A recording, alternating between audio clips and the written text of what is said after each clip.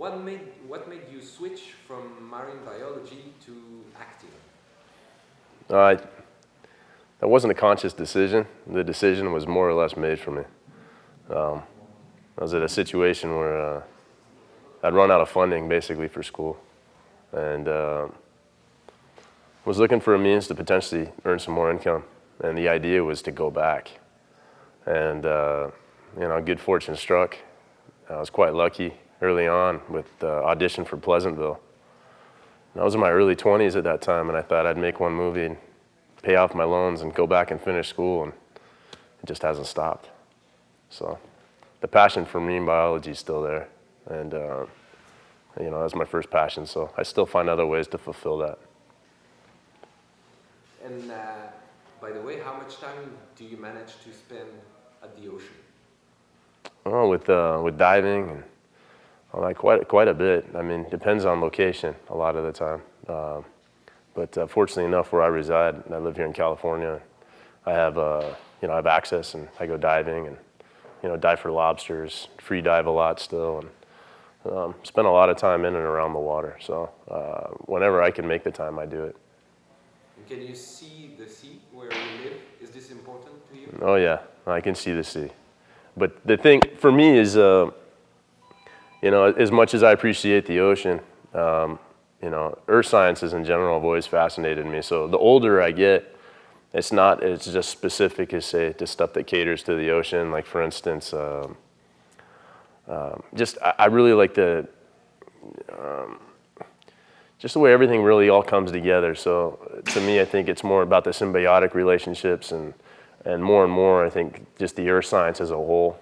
Botany has really kind of taken a hold of me lately, and even birding, which sounds funny because I always thought when I was younger that was for old men. But I really enjoy it. And with that, a lot more photography, so photographing nature. I used to be a really big hunter, and what I found as I've gotten older is I enjoy taking photos of the wildlife more, because I can pull the trigger 100, 200, 300 times, and I can come back and see that animal the next day. So it's just kind of a realization that I've made really as of late, and the older I get, the more I appreciate that. So let's talk about your role association. Where have you been for your role campaign? Tell us more about your work within the organization. Must be so fulfilling for you. Yeah, with Row, things reach out worldwide. Things have moved along really well. I mean, its inception was last year. Last year alone, I think we had 3 or 4 outings. We had one this year. We had the tornado in Tuscaloosa in Alabama. But this year, for the most part, it's been relatively sleepy, which has been nice. But what's happened is there's been a bit of a groundswell. And organically, what's happened is we've had different brands express interest in potentially sponsoring us or helping us with our cause.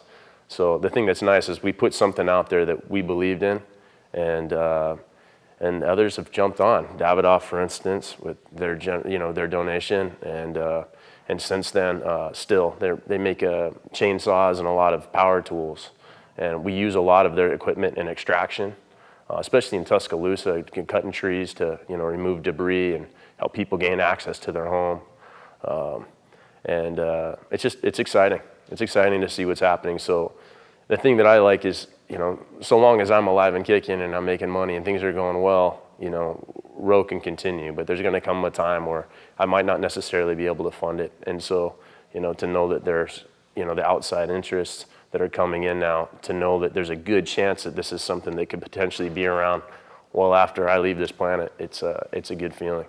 And the like-minded, I think the people that believe in it, because for me it was really just an idea. And as a single person, what's an idea? It doesn't really mean anything.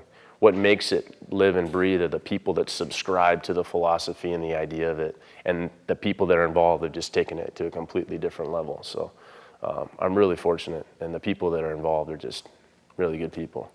And talking about the people that are involved, have you recruited any other fellow actors to support you in it? No, not anybody really within the entertainment industry, because it really requires field experience.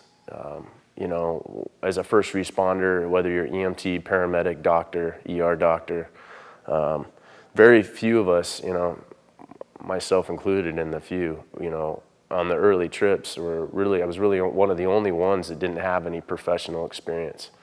And I realized that my skill set was limited, so I didn't like that feeling. As much as I picked up while we were there and in the field, I realized that there was more to learn. And that's a big part of it that really keeps me, I think, drawn is like, we're only here one time. And I love the arena. I love learning about first aid and, anything pertaining to medicine. It's fascinating to me. So it's one thing I continue to work on and work towards and work forward with. And, hopefully within not too much longer, I'll feel qualified, super qualified.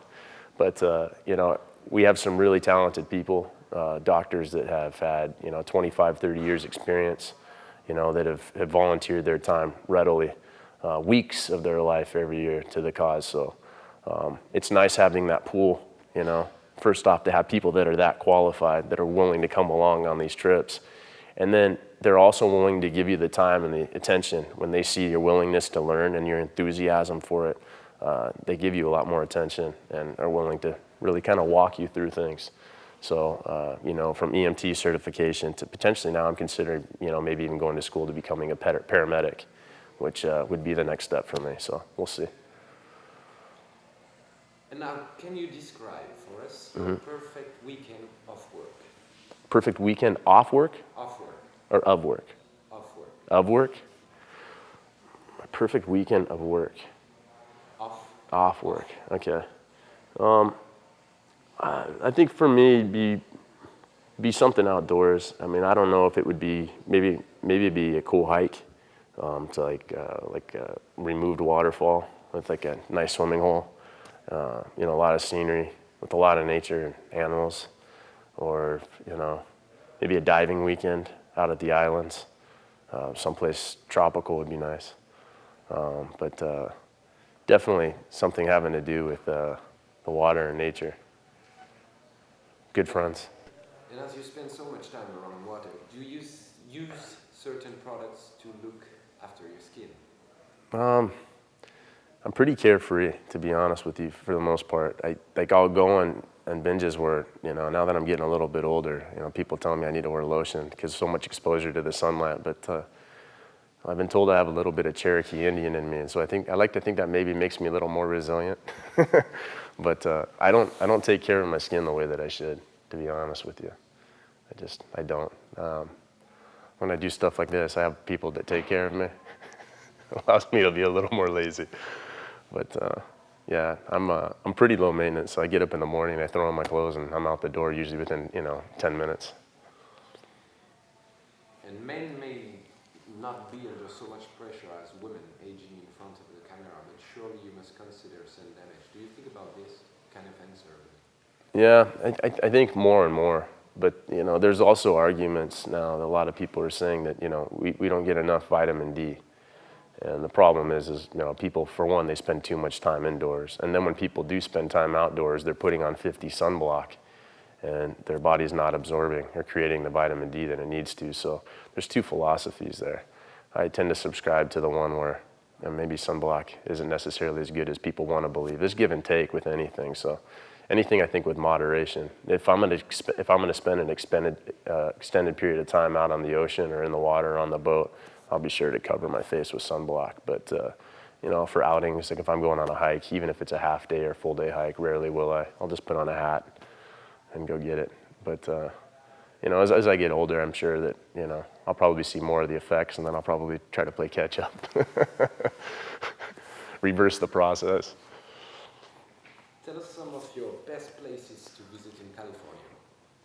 Oh gosh, I really love Big Sur, Monterey, Carmel. Big fan of that area, and I love the redwood forests. The Channel Islands are incredible. Most of my time is spent, Santa Barbara North, my leisurely time. I was born and raised in Southern California. When I was younger, I spent a lot more time in San Diego and in Baja, Mexico. But as I've grown older, I appreciate more where it's more lush and more green.